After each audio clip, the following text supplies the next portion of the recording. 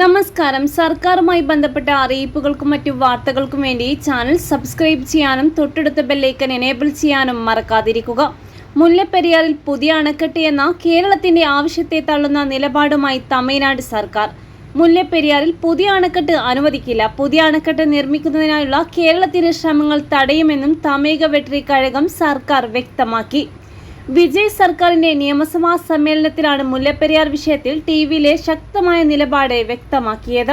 പുതിയ മുല്ലപ്പെരിയാർ അണക്കെട്ടിനുള്ള കേരളത്തിന്റെ നിർദ്ദേശത്തെ എതിർക്കും. നിലവിലുള്ള അണക്കെട്ടിലെ ജലനിരപ്പ് ഉയർത്താനുള്ള നീക്കങ്ങൾക്കെതിരെ നടക്കുന്ന ഇടപെടലുകളെ ശക്തമായി എതിർക്കുമെന്നും തമിഴ്നാട് സർക്കാർ അറിയിച്ചു. കർണാടക കാവേരി നദിക്ക് കുറുകെ കർണാടക സർക്കാർ നിർമ്മിക്കാൻ ഉദ്ദേശിക്കുന്ന മേക്കെദാട്ടു അണക്കെട്ട് പദ്ധതിയെ എതിർക്കുമെന്നും തമിഴ്നാട് സർക്കാർ വ്യക്തമാക്കി.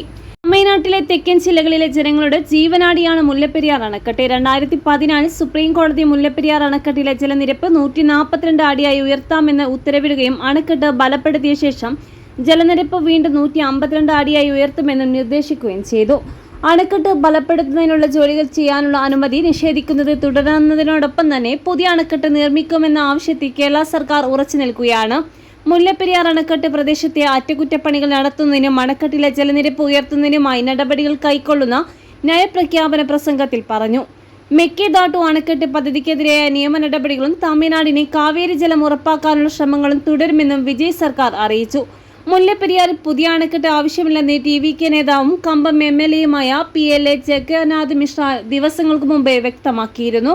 മുല്ലപ്പെരിയാർ അണക്കെട്ടിലെ അധിക ജലം തമിഴ്നാടിന് നൽകണം. മുല്ലപ്പെരിയാറിൽ പുതിയ അണക്കെട്ട് നിർമ്മിക്കാനുള്ള ഒരു കാരണവുമില്ല. മുല്ലപ്പെരിയാർ അണക്കെട്ട് കേരളത്തിലെയും ജനങ്ങളിലെ ഭയം ഉണ്ടാക്കരുതെന്നും ജഗന്നാഥ് മിശ്ര പറഞ്ഞിരുന്നു.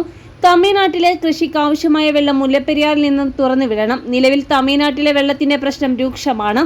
മുല്ലപ്പെരിയാറിൽ നിന്നും അധിക ജലം ശേഖരിക്കാനുള്ള ശ്രമം തമിഴ്നാട് ആരംഭിച്ചു.